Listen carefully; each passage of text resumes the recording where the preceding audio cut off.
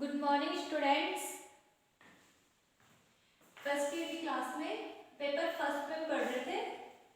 Unit first का topic nutrition, osmoregulation and reproduction of paramecium.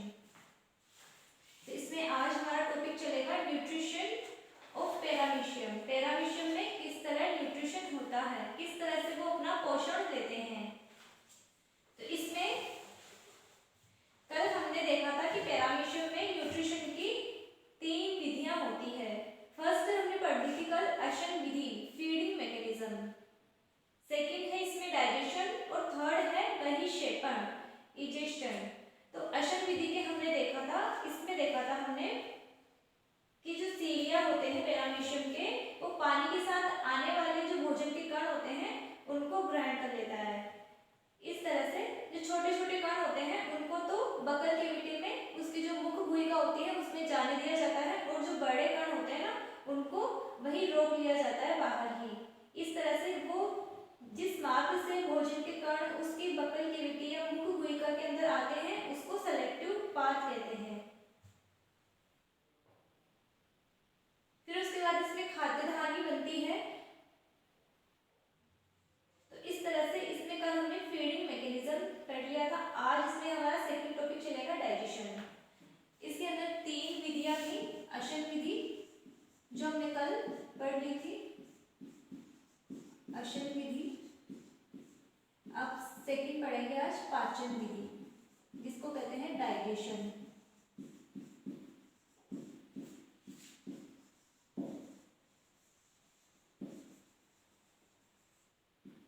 Paramecium में digestion की process क्या है उसके बारे में हम पढ़ेंगे।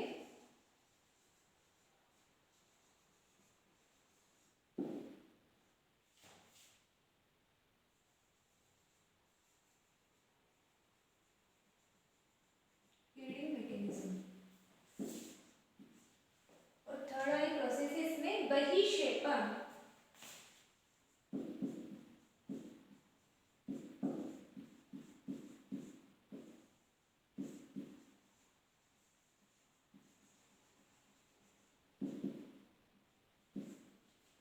सेकेंड वाला पढ़ेंगे आज पाचन विधि। पैरामीशियम में अंतःकोशीय पाचन पाया जाता है। पैरामीशियम जो संरचना हमने देखी थी, पैरामीशियम की संरचना इस तरह से होती है। इसके अंदर एक खाद्य धानी बनती है और उसके अंदर इसमें पाचन होता है।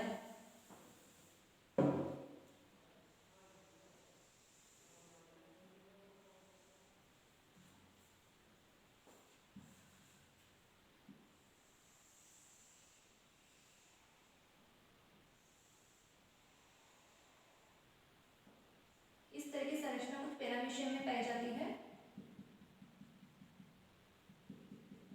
जो फूड पार्टिकल्स आते हैं पानी से, तो यहाँ से इनको ग्रहण कर लेता है ये फूड पार्टिकल्स को, वो इसके अंदर आते हैं। फिर यहाँ पे एक फूड विकल बनती है जो इसके अंदर मुक्त हो जाती है। तो इसके अंदर फिर पाचन होता है, डाइजेशन की प्रोसेस है, उसको कहते हैं अंतःकोशिकीय पाचन। ये इसके बाद सीलिया लगे होते हैं।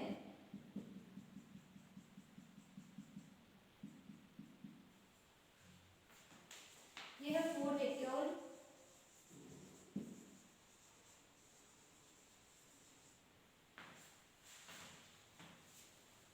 प्रत्येक खाद्य धानी के अंदर भोजन के चारों ओर जल की एक महीन परत होती है।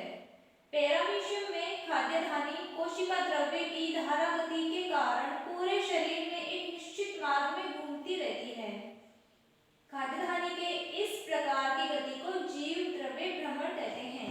जीव द्रव्य भ्रमण या साइक्लोसिस कहते हैं। ये खाद्य धानी है, ये पूरी कोशिका के अंदर, जो पैरामीशियम की कोशिका है इसमें घूमती रहती है।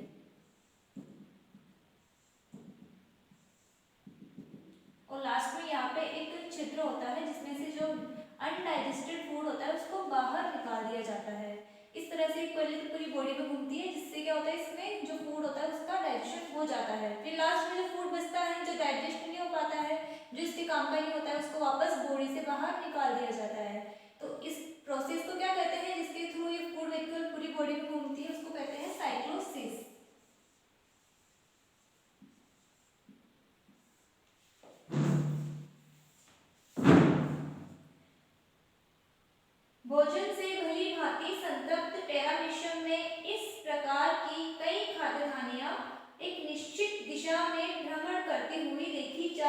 होती है। ये खाद्य धानियां सबसे पहले पीछे की ओर, फिर आगे की ओर, यहाँ से पीछे की ओर अधर तल पर कोशिका गुदा के समीप जाकर फट जाती है। सबसे पहले ये नीचे की ओर जाती है, फिर उसके बाद वापस ऊपर की ओर जाती है, फिर वापस ये नीचे की ओर आके यहाँ पे कोशिका गुदा होती है, जहाँ से ये जाकर ये फट जाती है और जो अनडाइजेस्टेड फूड होता है वो बाहर निकाल दिया जाता है।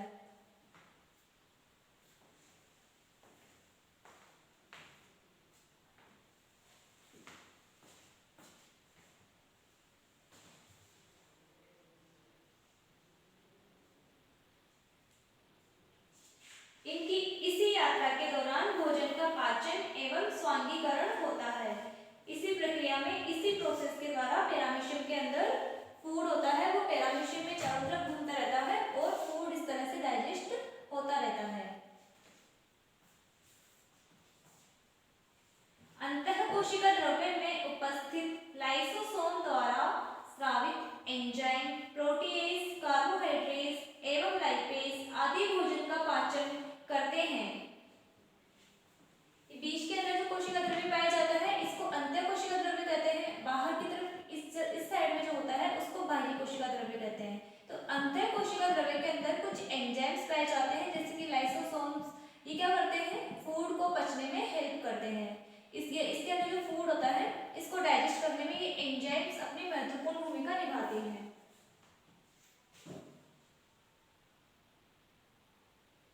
भोजन यहाँ पहले अम्लीय माध्यम में, बाद में क्षारीय माध्यम में जाता है।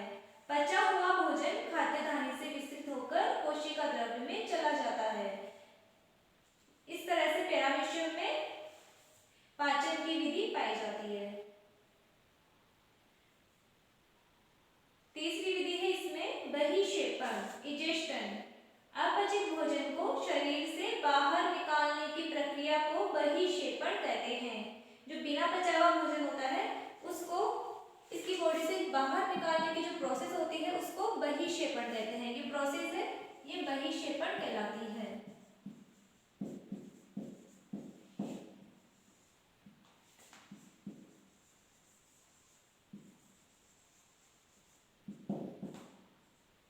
ये अनडाइजेस्टेड फूड होता है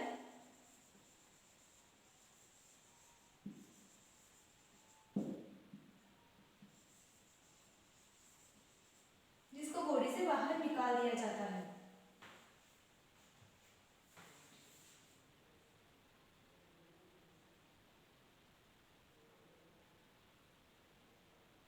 भोजन के पाचन व स्वांगीकरण के साथ खाद्य धानी छोटी होती जाती है। अंत में इसमें अपचित भोजन ही शेष रह जाता है। शेष बचा अपचित भोजन कोशिकाबुद या साइटोफेगी द्वारा त्याग दिया जाता है। लास्ट में जो अपचित भोजन होता है उसको साइटोफेगी के द्वारा बाहर निकाल दिया जाता है। ये वाली स्ट्रक्चर है यहाँ पे, ये इसमें परमानेंट होती है। फूड को बाहर निकालने का काम यहीं से किया जाता है, साइटोफेगी।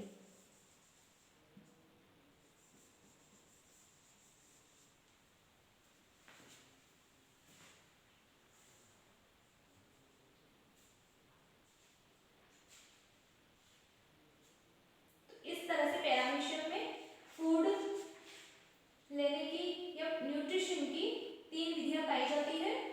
तो न्यूट्रिशन इन पेरामीशियम कंप्लीट हो चुका है। नेक्स्ट हम पढ़ेंगे ऑस्मो रेगुलेशन इन पेरामीशियम।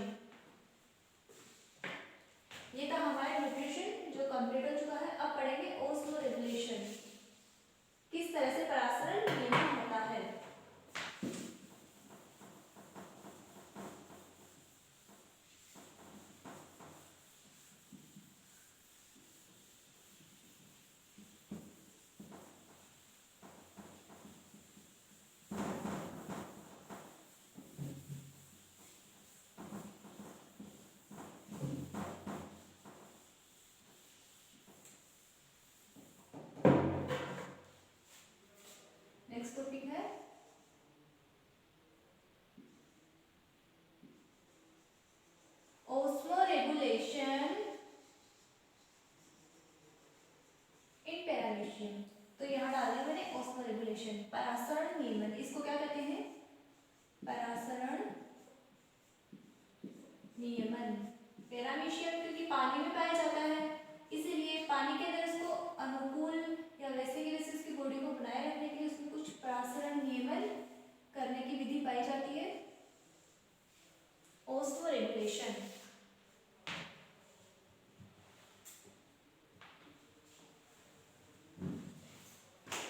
पैरामीशियम का कोशिका द्रव्य बाहरी जल से सदा उच्चवलीय हाइपरटोनिक रहता है, अतः बाहर से जल पर्याप्त मात्रा में अंतःपरासरण द्वारा निरंतर प्रवेश करता रहता है।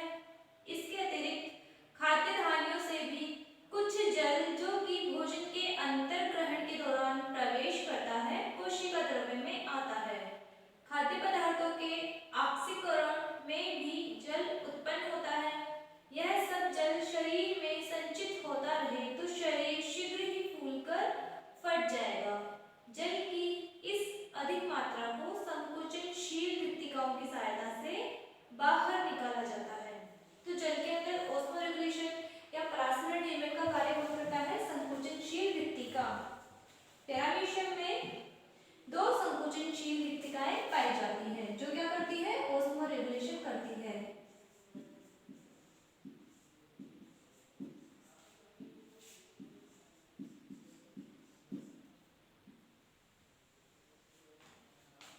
दो संकुचनशील मृत्तिकाएं पाई जाती है।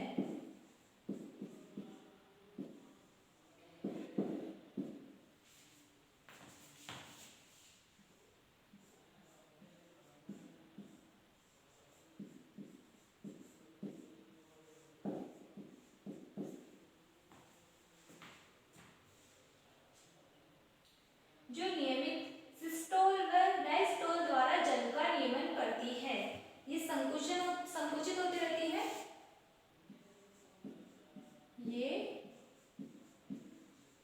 संकुचन मतलब सिस्टोल, जब ये सिकुड़ती है तो उसको कहते हैं संकुचन या सिस्टोल। व संकुचन और अनुशिथिलन डायस्टोल। अनुशिथिलन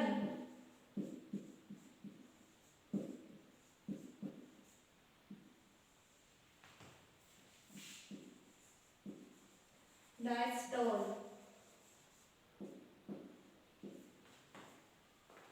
द्वारा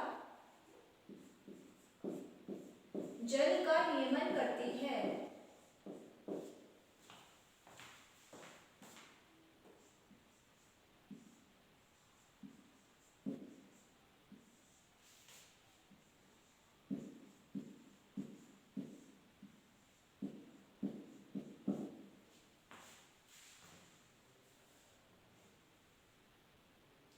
यह प्रकुंचन व अनुशिथिलन पेशी तंतुओं जिनको मायोफिब्रिल्स कहते हैं की सहायता से होता है। जिस संकुचन होता है सिस्टोल और डायसिस्टोल होता है, किनकी सहायता से होता है? वो मायोफिब्रिल्स पेशी तंतुओं की सहायता से। पेशी तंतुओं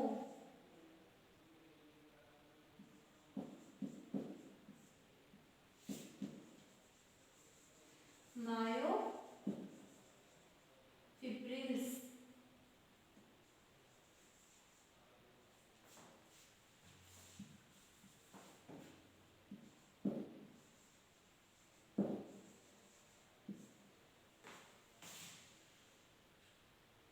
की सहायता से होता है। पेशी तंतुओं की सहायता से इसमें क्या होता है? संकुचन और अनुशिथिलन होता है। की सहायता से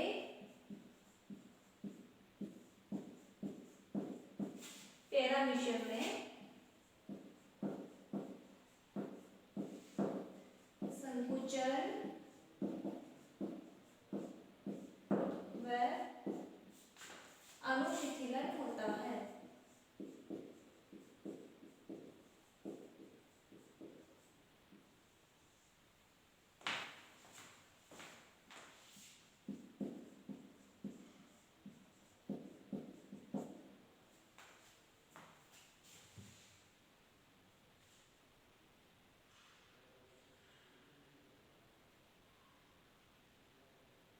रिक्तिकाएं जब जल से पूर्ण भर जाती है तो प्रकुंचन द्वारा पृष्ठ तल पर तनु त्वक पर स्थित एक छिद्र द्वारा जल को बाहर निकाल देती है। ऐसा माना जाता है कि अग्र संकुचनशील रिक्तिका अधिक जल शरीर से बाहर निकालती है। जो आगे की तरफ होती है कॉन्ट्रेक्टाइल वेक्यूल, वो ज्यादा जल को बाहर निकालती है। तो इस तरह से इस पैरामीशियम की जो पेलिकल होती है उस पर एक छिद्र पाया जाता है, जिससे पैरामीशियम की कोशिका में जो ज्यादा जल हो जाता है उसको बाहर निकाल दिया जाता है। तो कॉन्ट्रेक्टाइल वेक्यूल होती है वो ऑस्मो रेगुलेशन में इसको हेल्प करती है। तो इस तरह से पैरामीशियम में ऑस्मो रेगुलेशन परासरण नियमन पाया जाता है, जो इसको जल के अंदर फटने से बचाता है।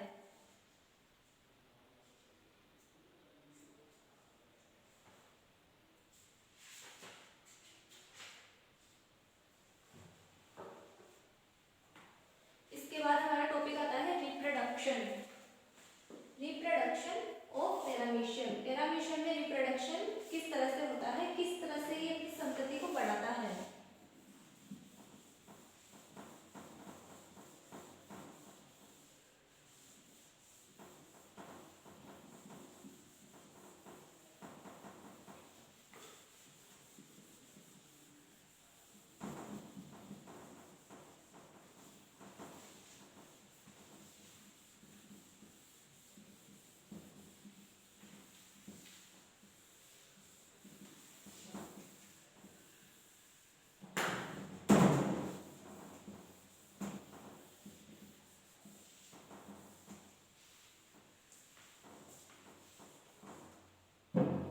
नेक्स्ट टॉपिक है रिप्रोडक्शन।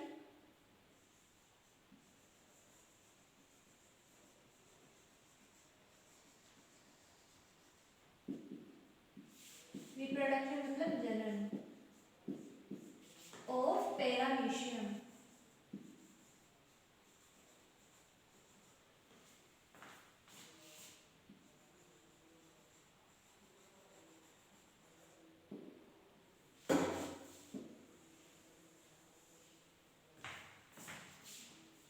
पैरामीशियम में अलैंगिक जनन द्विविभाजन द्वारा होता है। इसके अतिरिक्त जनन में कई प्रकार से केंद्र की पुनर्गठन होता है। प्रतिकूल परिस्थितियों में इसमें पुटिभवन भी होता है। यहाँ रिप्रोडक्शन निम्नलिखित प्रकार से होता है। तो इसके अंदर सबसे पहले पढ़ेंगे बाइनरी फिजन, द्विविभाजन। द्विविभाजन कौन से प्रकार का रिप्रोडक्शन है? अलैंगिक जनन। तो सबसे फर्स्ट है एसेक्सुअल रिप्रोडक्शन।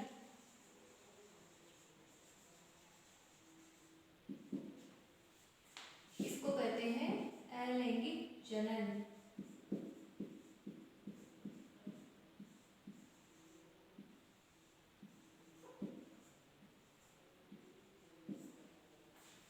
इसके अंदर फर्स्ट है द्विविभाजन। किस तरह से पैरामीशियम आपस में विभाजन करके दो संतति पैरामीशियम बना लेता है। द्विविभाजन मतलब बाइनरी फिजन।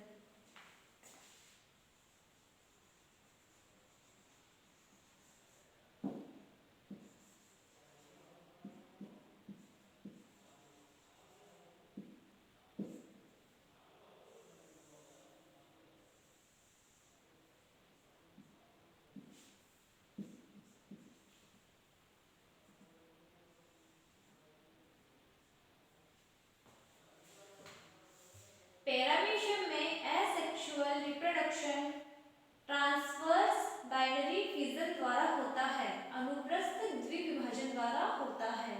यह अनुकूल परिस्थितियों में होता है। द्विविभाजन होता है वो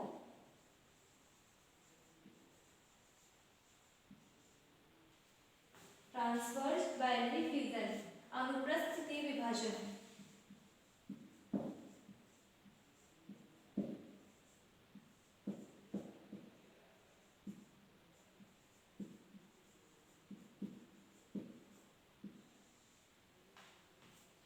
विभाजन द्वारा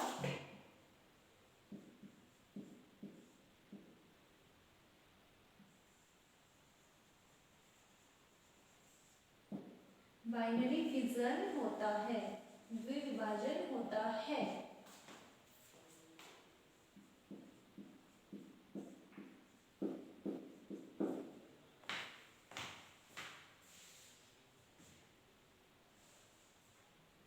यह अनुकूल परिस्थितियों में होता है। यह द्विविभाजन समसूत्री विभाजन द्वारा होता है। इस दौरान पैरामीशियम भोजन ग्रहण करना बंद कर देता है एवं मुख्य खाच व मुखीय गुहे संरचनाएं लुप्त हो जाती है। ये विभाजन अनुकूल परिस्थितियों में होता है।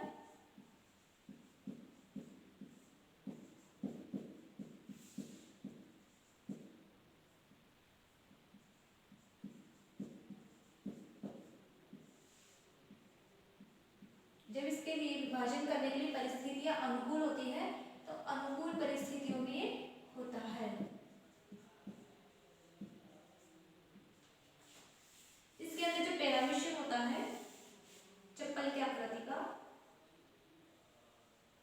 इस तरह का जो पैरामीशियम है, ये क्या करता है, ये खाना खाना बंद कर देता है, खाना पीना सब छोड़ देता है ये। और इसके अंदर जो बकल कैविटी होती है वो क्या होती है, धीरे धीरे लुप्त होने लग जाती है, गायब होने लग जाती है।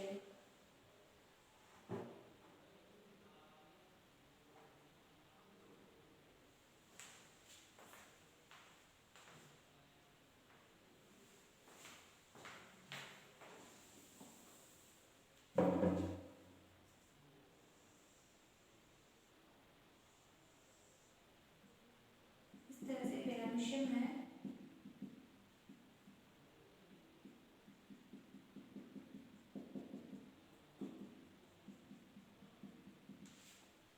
यहाँ पे एक ओरल ग्रूव, जो बकल कैविटी होती है वो धीरे धीरे गायब होना स्टार्ट हो जाती है।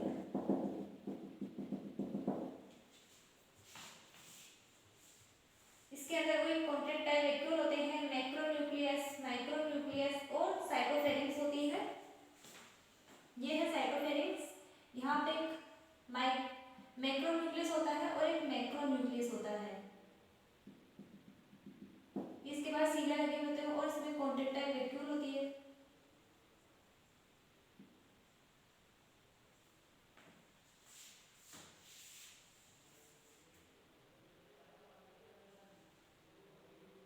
इस दौरान पैरामीशियम भोजन ग्रहण करना बंद कर देता है। लघु केंद्रक वृद्धि करके प्रोफेज, मेटाफेज, एनाफेज व टेलोफेज अवस्थाओं में जाता है। यहाँ सूत्री विभाजन के दौरान केंद्रक कला विलुप्त नहीं होती है। टेलोफेज के परिणाम स्वरूप लघु केंद्रक लंबा हो जाता है और इसके दोनों सिरों पर दो लघु केंद्रकों का निर्माण होता है। जो लघु केंद्रक होता है जिसको माइक्रोन्यूक्लियस कहते हैं वह लंबा हो जाता है। ये जो माइक्रोन्यूक्लियस है ये वाला, ये क्या होता है, ये यहाँ लिख देती हूँ माइक्रोन्यूक्लियस, और ये वाला है मैक्रोन्यूक्लियस।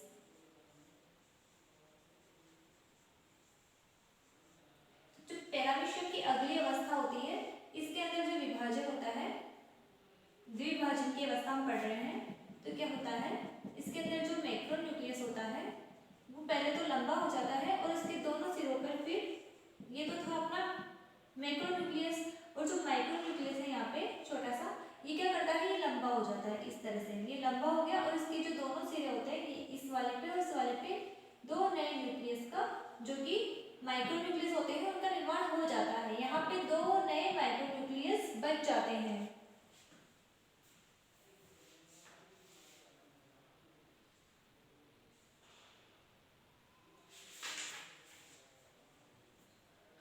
साथ ही गुरु केंद्रक लंबाई में बढ़कर मध्य में संकीर्णित होकर असूत्री विभाजन द्वारा विभाजित हो जाता है। इसके साथ ही ये जो माइक्रोन्यूक्लियस है इसके अंदर भी विभाजन होता है, ये भी इसी की तरह लंबाई में वृद्धि करता है।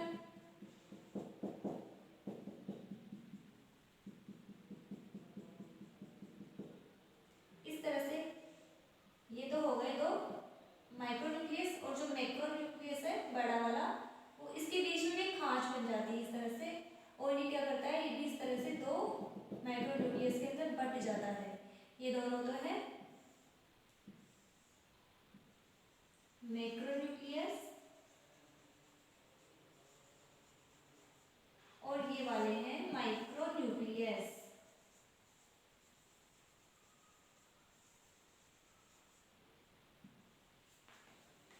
इसके अंदर पैरामीशियम का कोशिका द्रव्य होता है।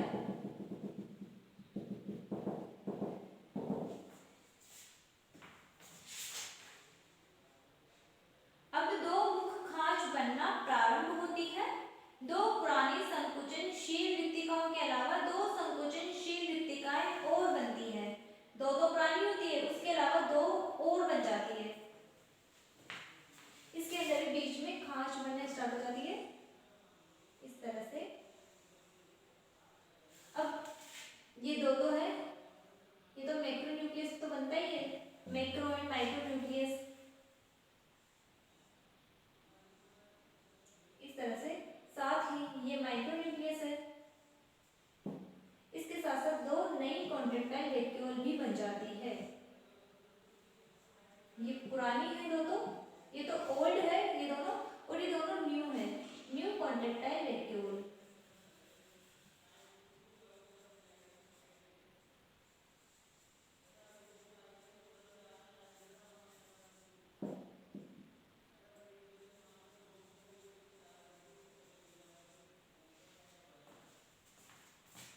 ये है मैक्रोन्यूक्लियस, ये दोनों माइक्रोन्यूक्लियस है। ये ओल्ड कॉन्ट्रैक्टाइल वैक्यूल है।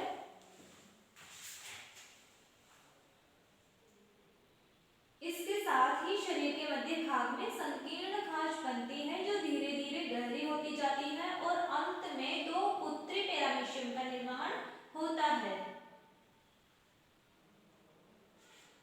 इस तरह से दो डॉटर सेल बन जाती है, न्यू साइटोप्लाज्म फॉर्मेशन। तो इसके अंदर बकल कैविटी बनने स्टार्ट हो जाती है, यहाँ पे दो बकल कैविटी बनती है इस तरह से, और लास्ट में ये खांच गहरी होकर दो पैरामीशियम में बट जाती है। इस तरह से इसके अंदर विभाजन हो जाता है और दो पैरामीशियम बन जाते हैं। तो इस तरह से दो तो कॉन्ट्रैक्टाइल वैक्यूल आ जाती है, इसमें बकल कैविटी आ जाती है, एक मैक्रो और एक माइक्रो, दो न्यूक्लियस में आ जाते हैं। तो इस तरह से इसके अंदर दो पैरामीशियम बनते हैं। ये कहलाते हैं दो डॉटर पैरामीशियम।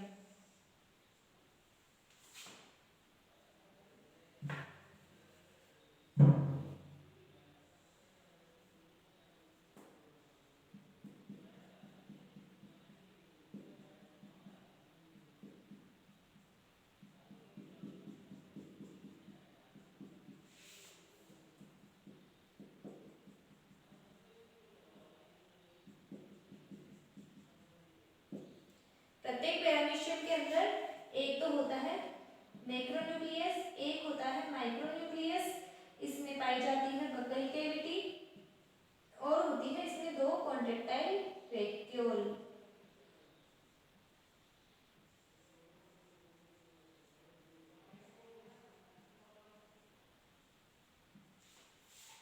इसी तरह इसमें भी मैक्रोन्यूक्लियस, माइक्रोन्यूक्लियस, बकल कैविटी, दो न्यू कॉन्ट्रैक्टाइल वैक्यूल और दूसरी कोशिका के अंग वो पाए जाते हैं।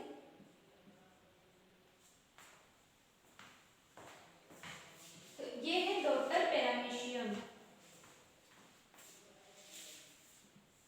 ये दोनों क्या है? डॉटर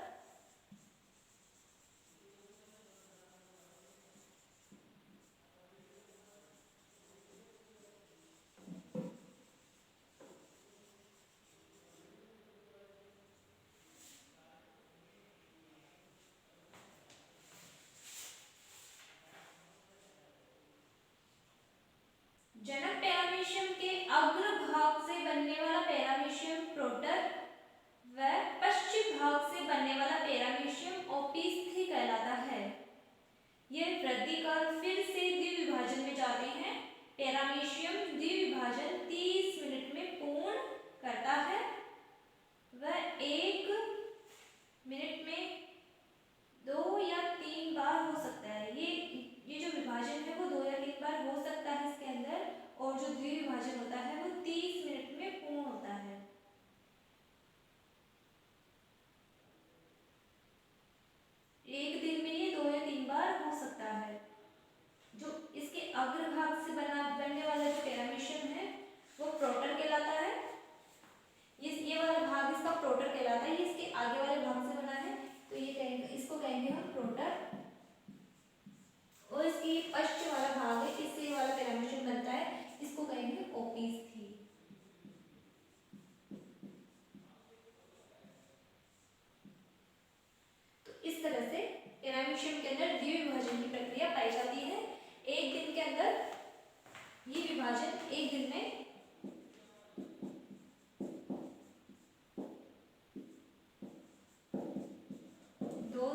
एक बार हो सकता है।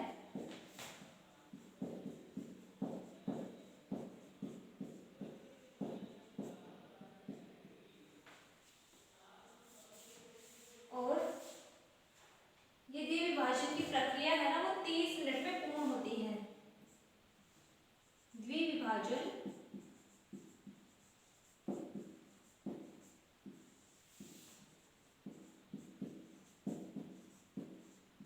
30 मिनट में पूर्ण होता है।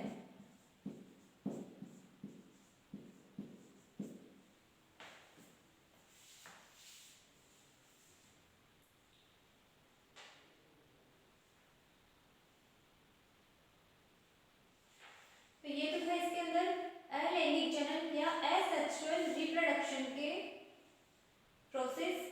अब पढ़ेंगे हम इसमें सेक्सुअल रिप्रोडक्शन, लैंगिक जनन। इसके अंदर कंजक्शन या संयुग्मन।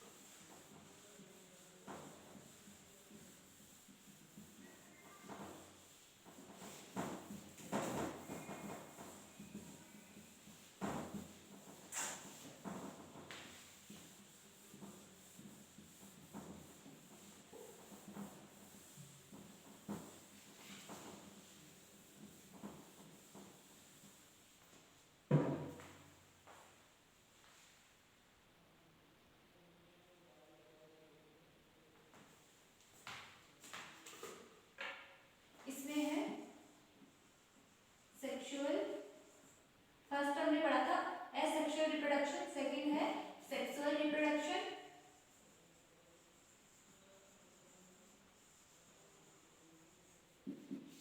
इसको कहते हैं लैंगिक जनन।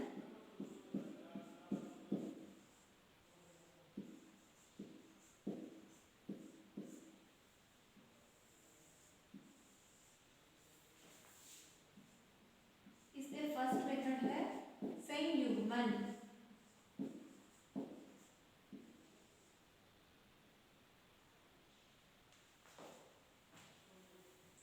कंजुगेशन।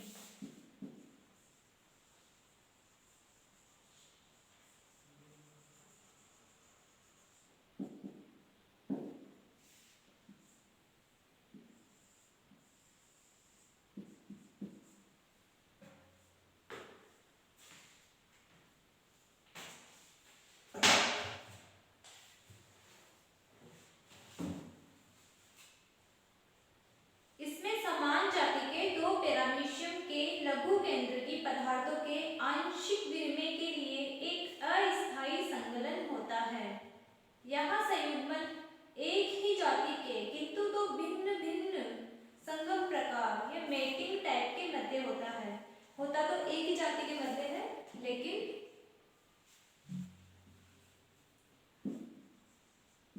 भिन्न भिन्न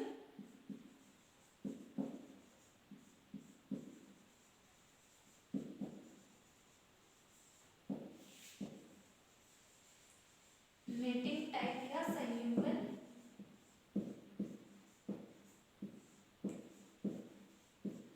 प्रकार में होता है।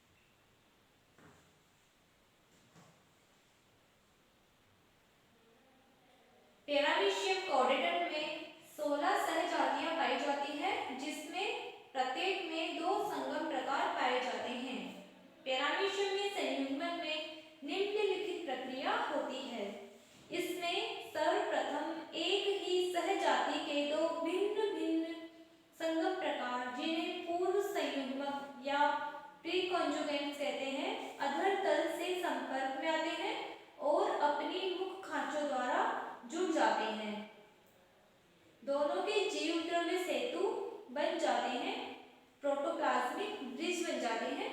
अब इन्हें संयुग्मक कंजुगेंट्स कहते हैं।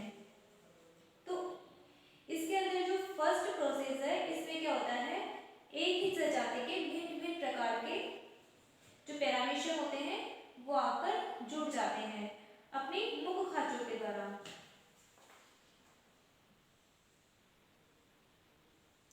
इस तरह से जो एक ही जाति के जो पैरामीशियम होते हैं वो आपस में आके जुड़ जाते हैं। ये यहाँ पे होती है बकल की मिट्टी, तो इस जगह से आके ये एक और पैरामीशियम से जुड़ जाएगा।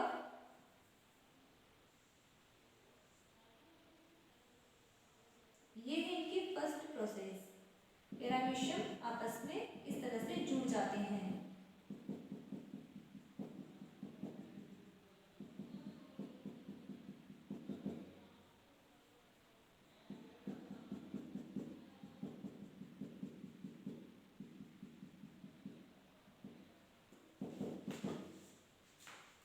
इन दोनों को कहते हैं कॉन्जुगेंट्स।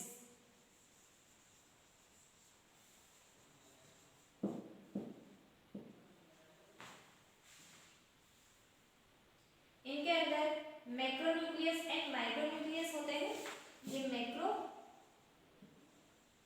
और ये है माइक्रोन्यूक्लियस।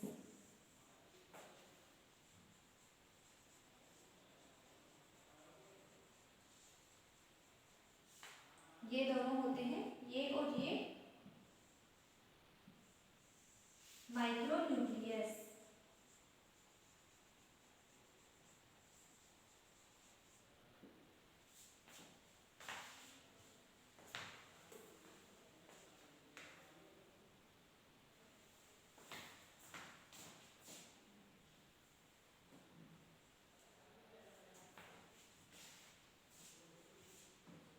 प्रत्येक संयुग्मक का कायिक गुरु केंद्रक छोटे छोटे टुकड़ों में टूटकर नष्ट होने लगता है तथा प्रत्येक संयुग्मक का लघु केंद्रक दो बाहर विभाजन में जाता है। इनमें प्रथम विभाजन न्यूनकारी विभाजन रिडक्शन डिवीजन होता है। परिणाम स्वरूप चार अगणित संतति लघु केंद्रक बनते हैं।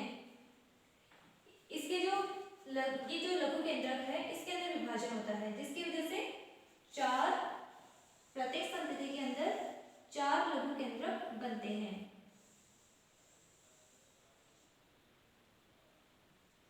इस तरह से इनमें चार लघु केंद्रक बन जाते हैं। ये गुरु केंद्रक है और ये चार, इसमें भी चार और इसमें भी चार नए लघु केंद्रक बन जाते हैं।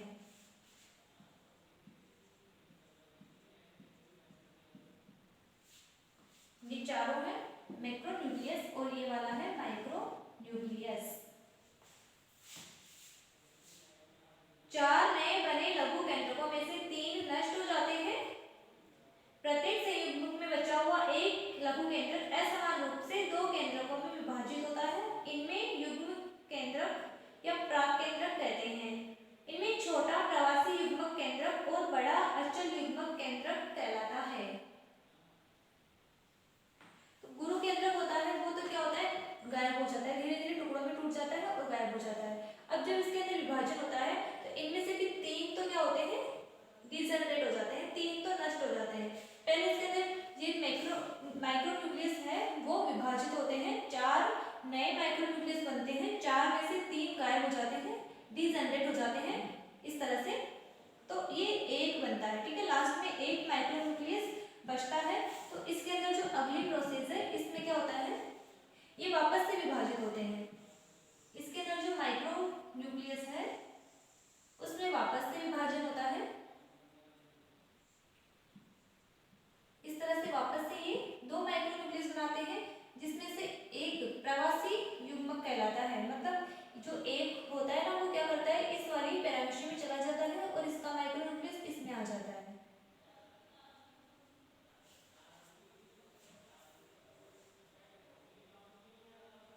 जो छोटा वाला होता है उसको प्रवासी युग्मक केंद्र कहते हैं, बड़ा होता है उसको अचल युग्मक केंद्र कहते हैं। ये छोटा है, ये तो इसमें भी ये वाला छोटा है तो ये तो है प्रवासी केंद्र, प्रवासी लघु केंद्र कह सकते हैं इसको। और ये जो है ये बड़ा वाला ये कहलाता है अचल लघु केंद्रक।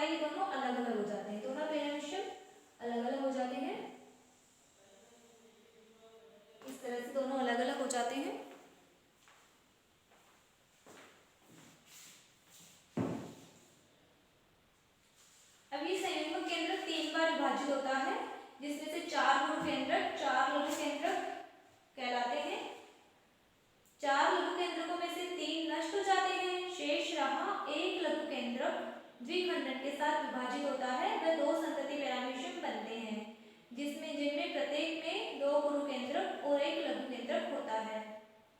इसके पश्चात प्रत्येक संतति पैरामीशियम विभाजित होता है वह लघु केंद्रक भी विभाजित होता है। इसके परिणाम स्वरूप प्रत्येक से दो संतति पैरामीशियम बनते हैं, जिनमें प्रत्येक में एक गुरु केंद्रक और एक लघु केंद्रक बनता है। इस प्रकार प्रत्येक संयुग्मक से चार संतति पैरामीशियम बनते हैं। इसके बाद ये दोनों विभाजित होते हैं, एक गुरु केंद्रक होता है एक लघु केंद्रक होता है। ये दोनों विभाजित करके दो पैरामीशियम बनाते हैं और ये वाला पैरामीशियम भी विभाजित होकर दो पैरामीशियम बनाता है। इस तरह से एक संयुग्मक से चार पैरामीशियम बनते हैं। इनके अंदर एक तो गुरु केंद्रक और एक लघु केंद्रक होता है, एक बड़ा और एक छोटा।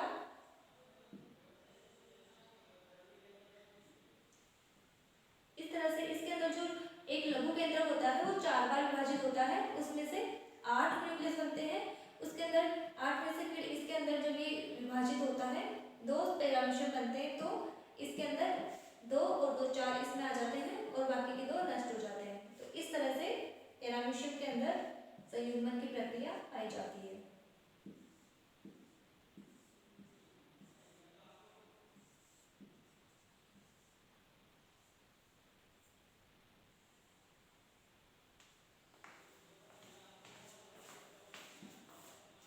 ये है डॉटर